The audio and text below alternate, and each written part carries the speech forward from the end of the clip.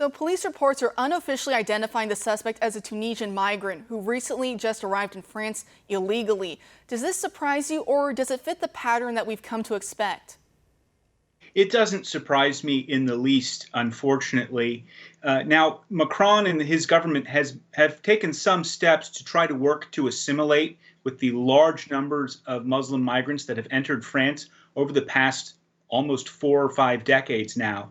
And these are positive steps, but he's still very uncomfortable and unwilling to take obvious, clear steps when it comes to dealing with immigration and migration. This is something that, unfortunately for him, is a very difficult thing to do, but he needs to consider it very seriously given these most recent attacks.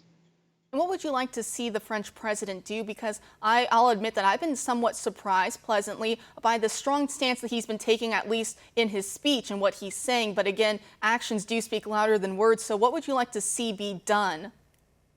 Sure. So they've made some positive steps. They have, for instance, named and said that they would shutter a number of radical institutions that are controlled by Islamist organizations. That's a positive. They've said they wanted to get a handle on foreign trained imams who control a number of French mosques. That's a positive too, but they need to be very careful. If they're going to hire French imams, they need to know who those imams are and what they genuinely believe. I'm not sure that there's a mechanism right now in France or frankly anywhere else in the Western world for training Muslim imams to run non-radical mosques. I just don't know that that exists yet. So that infrastructure is something they need to look at. And then, of course, this is going to be the hardest thing for Macron, but he's got to deal with the border issue. He has to deal with France's immigration policy. This will be like kryptonite to him and much of his coalition, but this is ultimately the front line, and they have to deal with it. Yeah, it's a huge issue. We see that the mayor of Nice, he's calling this Islamofascism and saying that this is an attack on the Christian world explicitly. Do you agree with his sentiment there? It certainly is. You know, it's interesting. France prides itself on its secular nature and the secular nature of its republic, and they're very proud of that. And Macron has made a number of statements to that effect.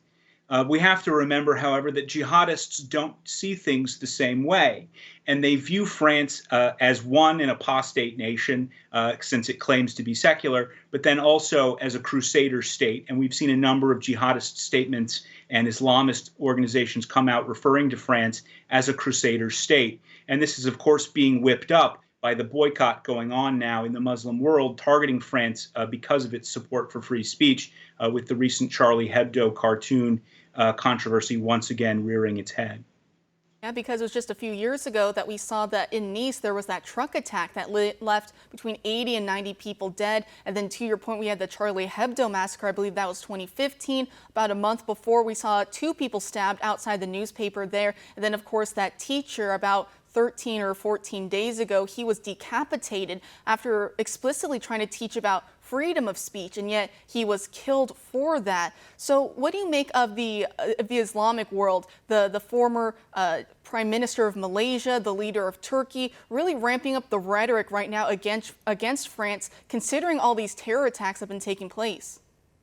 I think what you're seeing is they are trying to attempt a repeat of the 2005-2006 Danish cartoon controversy. And that was over a Danish newspaper showing images of the Prophet Muhammad. And so there was an outrage in the Muslim world. We saw over 200 people killed in riots. And I think that's what you're seeing Islamist networks like the Muslim Brotherhood and Islamist backing governments like Turkey and Qatar are trying to recreate that sentiment. I'm not sure it's going to work this time. You have a very different vibe coming out of Saudi Arabia, coming out of the United Arab Emirates and Bahrain, and a number of other countries that are either have or are considering peace deals with Israel. You're talking about a number of these Gulf states that are really starting to move towards considering a nationalist identity rather than an Islamist identity. And these are positive signs, and we're not seeing the same kind of reaction from those countries that we saw in 2005, 2006. And I'm really grateful for it. I think we have to give some credit to the Trump administration for the work they've done in the Arab world on this.